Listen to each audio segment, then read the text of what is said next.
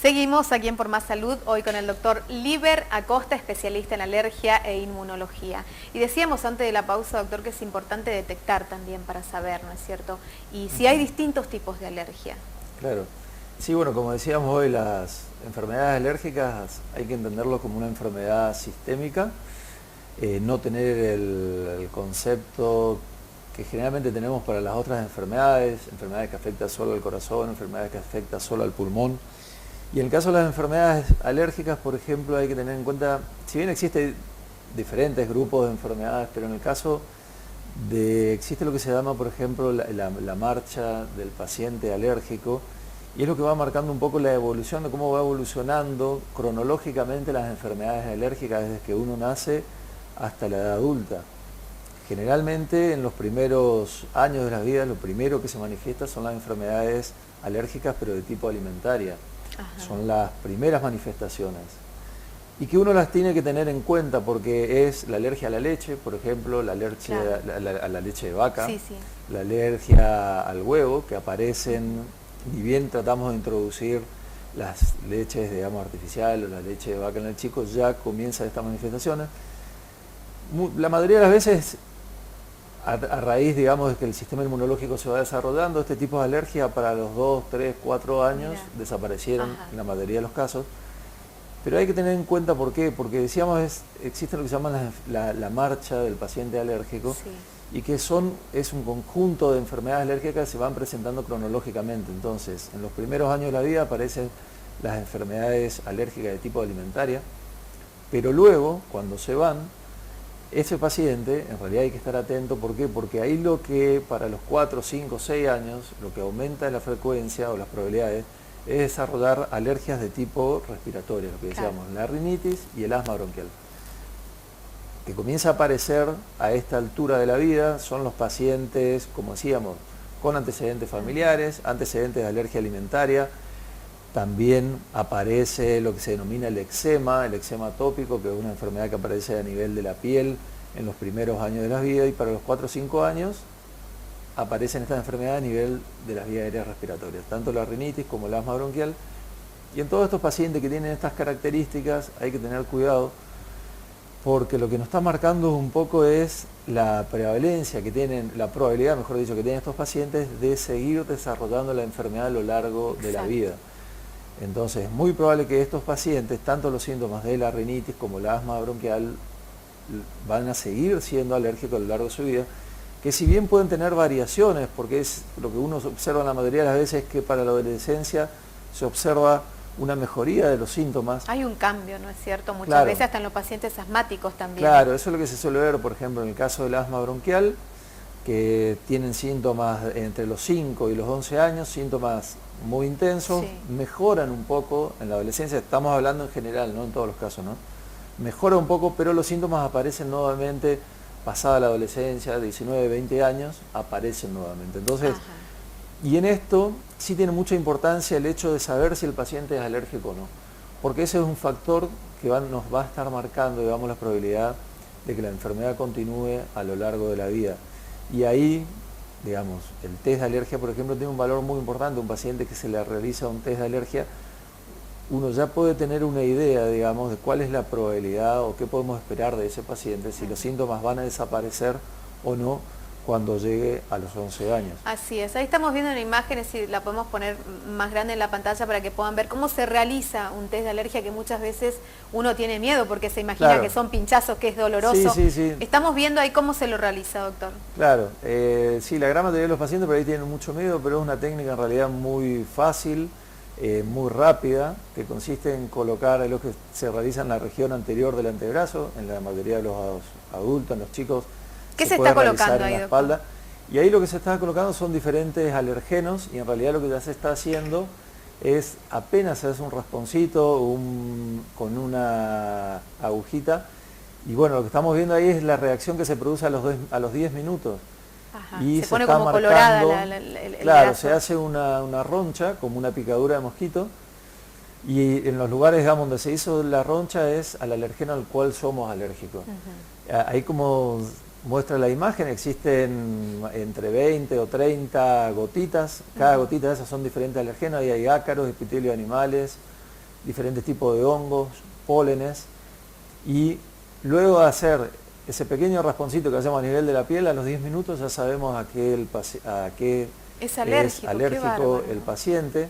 Y en realidad lo que estamos viendo ahí es la reacción alérgica que se produce, generalmente se va a producir en los ojos, en la nariz o en las vías aéreas, la estamos viendo a nivel de la piel. Exacto. Porque lo que decíamos anteriormente, la enfermedad alérgica es una enfermedad sistémica, afecta a todo el organismo, todo depende en qué órgano está impactando el alergeno. Entonces, lo que hacemos con esa prueba es que estamos impactando el alergeno a nivel de la piel y observamos la reacción en la piel, pero naturalmente esa reacción se produce o en los ojos, o en la nariz, o bien en las vías aéreas. Cuando está en contacto con alguno de esos alergenos en el caso de las pruebas que estamos realizando. Claro. ¿Y eso para qué sirve? ¿Para qué nos sirve, por ejemplo? Y el test de alergia, bueno, nos va a dar información muy útil. Por un lado, como decíamos, ahí hay una batería de diferentes tipos de alergenos.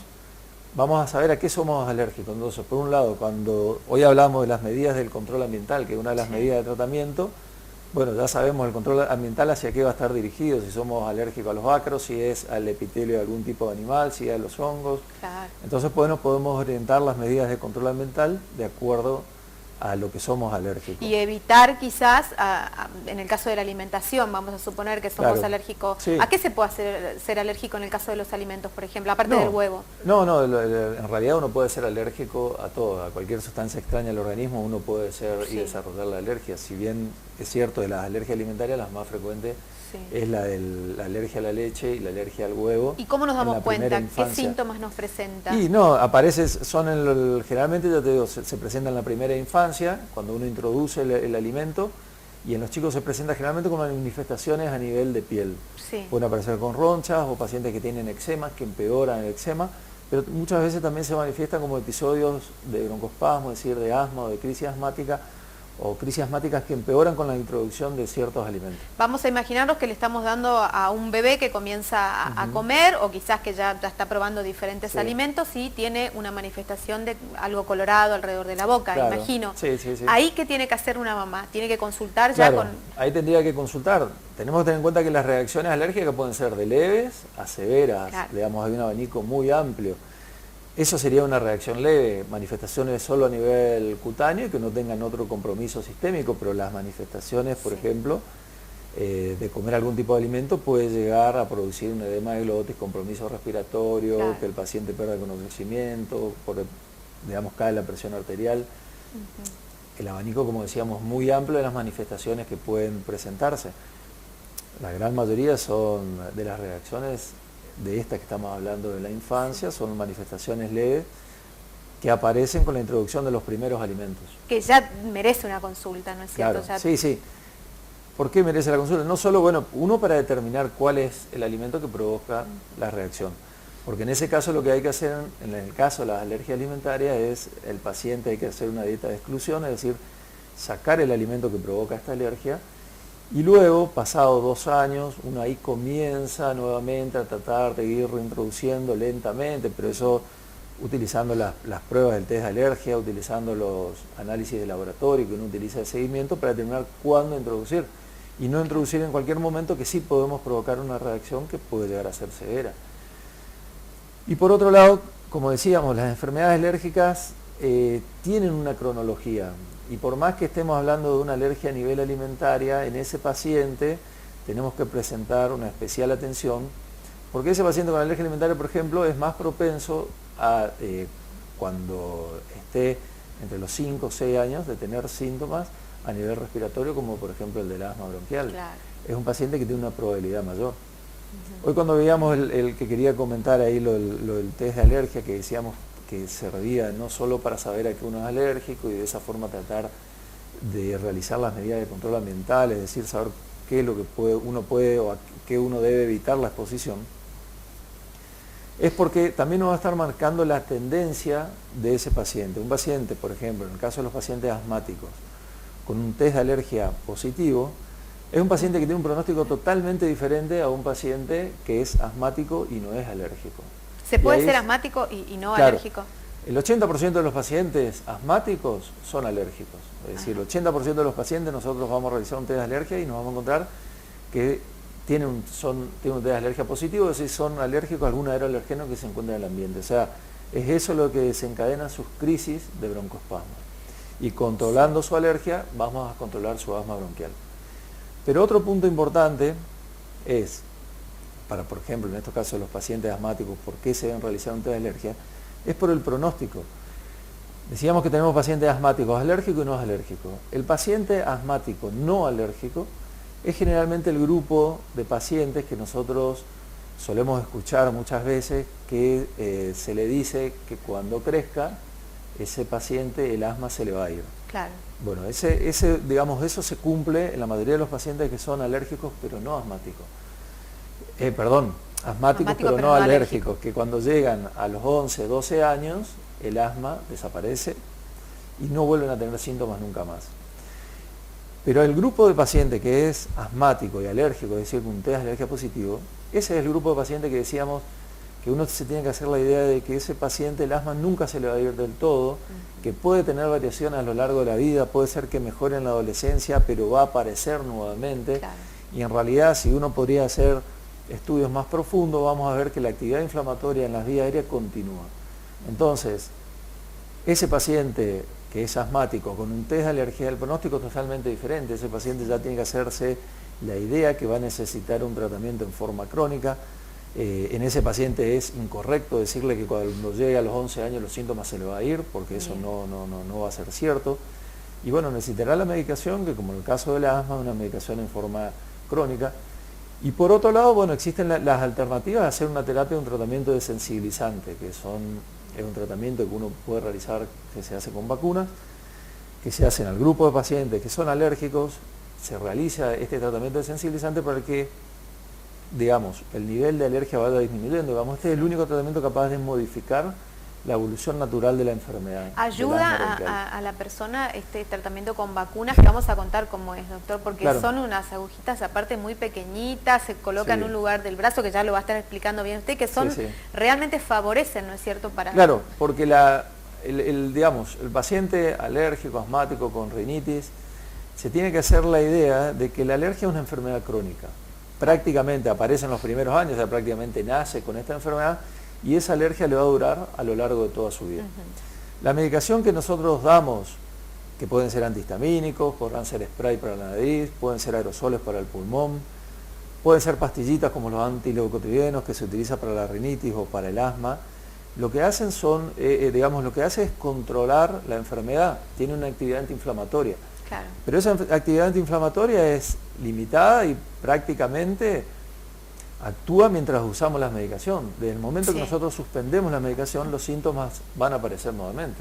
Y es por eso que los pacientes muchas veces tienen un concepto también erróneo, que creen que realizando un tratamiento durante un tiempo, por ejemplo, con antihistamínicos, realizando un tratamiento con spray, claro, se van a curar. No, porque lo que están haciendo ahí, por ejemplo, pongamos el caso de la rinitis, yo me aplico un spray para la nariz, bueno, me estoy aplicando un antiinflamatorio, que es un corticoide, lo que hace es desinflamar la mucosa nasal, disminuye los síntomas, yo estoy mejor, pero cuando suspendo la medicación, termina la acción del antiinflamatorio, yo vuelvo a estar expuesto a los alergenos que están en el medio ambiente donde se desarrolla, y los síntomas comienzan a aparecer nuevamente. Tal cual. Y entonces, en ese caso, digamos, ahí es donde sirve el tratamiento que decíamos de la vacuna, que ¿A partir de qué edad inmunoterapia se pueden realizar? Generalmente el tratamiento se indica arriba de los... Se puede comenzar a los 3 años, por ejemplo, ahí preferimos hacer un tratamiento con gotas, en el caso de esa edad.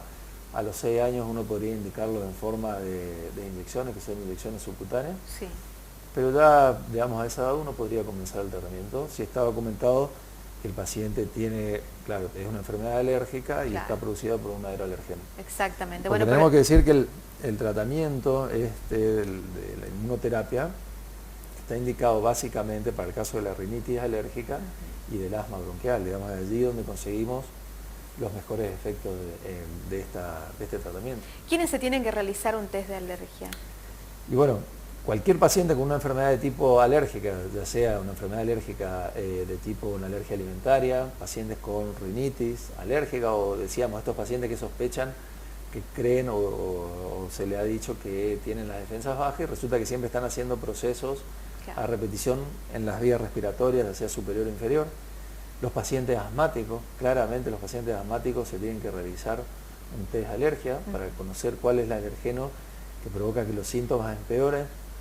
Con más razón en los chicos, porque ya en los chicos no solo el test de alergia identificamos cuál es el alergeno que provoca, sino lo que tenemos ya también una idea del pronóstico que va a tener ese chico. ¿A qué edad se puede realizar un test de alergia? No, el test de alergia ya se puede realizar, sí, arriba de los 3 años, claramente uno ya lo puede realizar. Bueno, y cuanto antes se comience mejor también, doctor. Porque ¿qué sucede con las personas que son alérgicas y no se tratan? ¿Pueden tener algunas consecuencias quizás? Sí, bueno, lo que ocurre es que, como decíamos, es un proceso inflamatorio continuo que va avanzando, entonces esta inflamación que se va produciendo, ya sea en la nariz, en los pulmones, en el ojo, lo que va haciendo es ir empeorando los síntomas cada vez que los síntomas sean más intensos y más severos. Pero si nosotros realizamos un test de alergia en forma temprana y, por ejemplo, se realiza un tratamiento desensibilizante, el tratamiento desensibilizante no solo hace que el paciente vaya siendo menos alérgico, que vayan disminuyendo sus síntomas, sino que al lograr disminuir los síntomas logramos que consuma también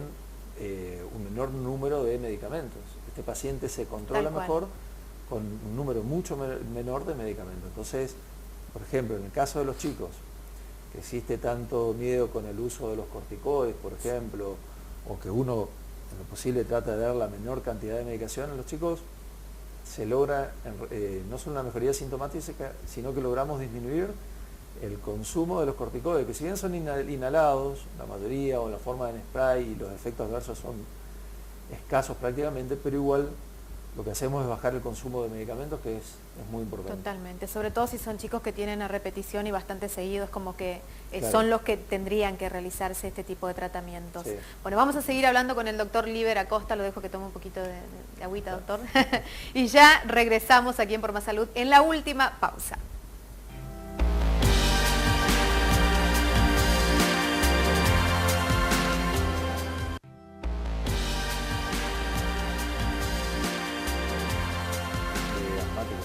Así es, continuamos aquí en Por Más Salud con el doctor Líber Acosta. Nosotros seguimos charlando en los cortes, en todo, doctor. Y hay mucha gente que realmente no tiene hecho el diagnóstico, como decíamos también. ¿Por qué es importante realizar un diagnóstico? Y bueno, el diagnóstico en realidad lo que nos permite, en primera medida, es conocer la enfermedad. Como decíamos, son enfermedades subdiagnosticadas en general. Por ejemplo, hablando específicamente del asma bronquial, si bien es una enfermedad muy importante, es la enfermedad crónica más frecuente en la infancia, afecta al 20% de la población infantil, es una enfermedad desde el punto de vista de la salud pública muy importante. Sí. Existe y sigue existiendo un subdiagnóstico muy importante en esta enfermedad, es decir, hay muchos pacientes que tienen la enfermedad pero no saben o no tienen hecho el diagnóstico. Claro. Entonces, son aquellos...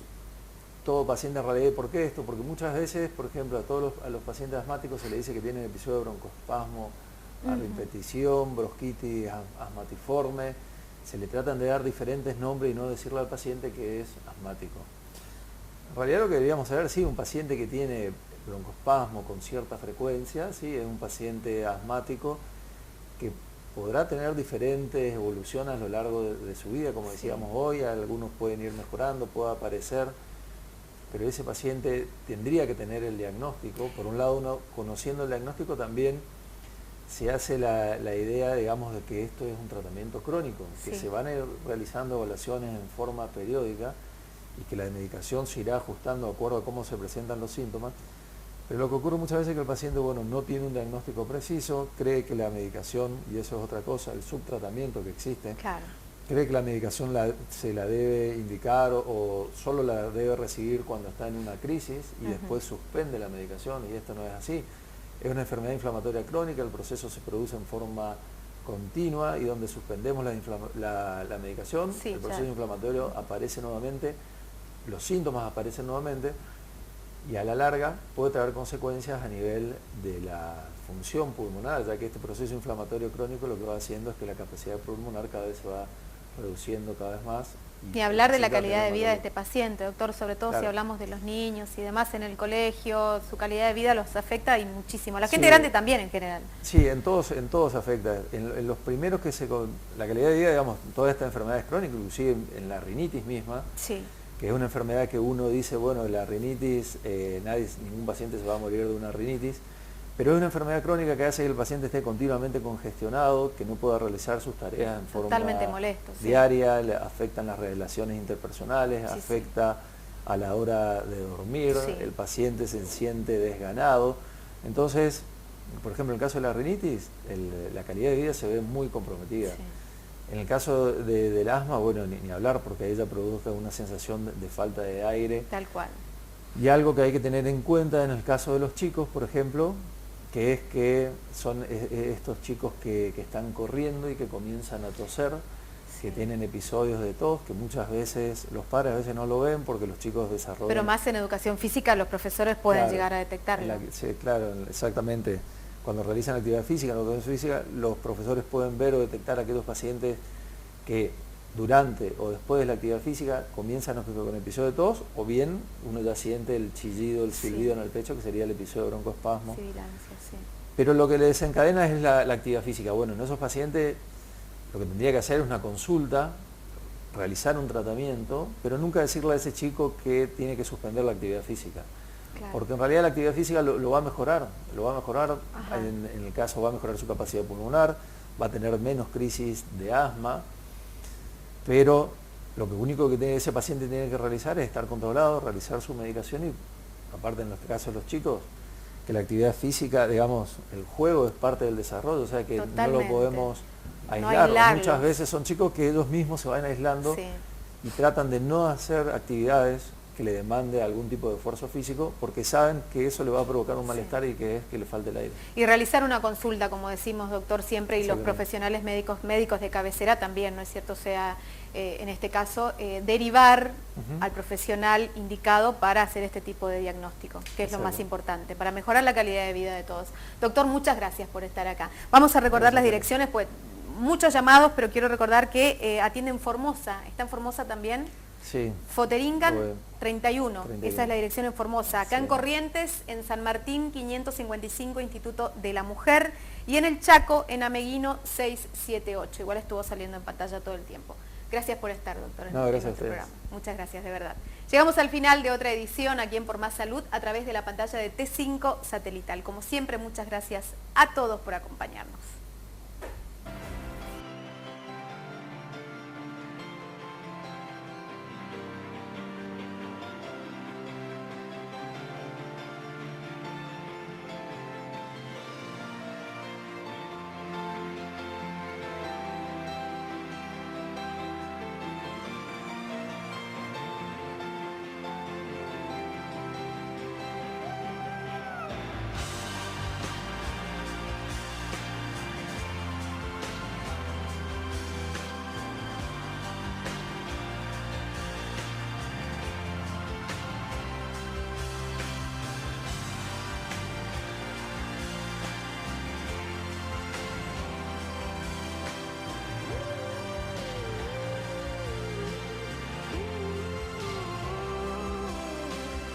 She was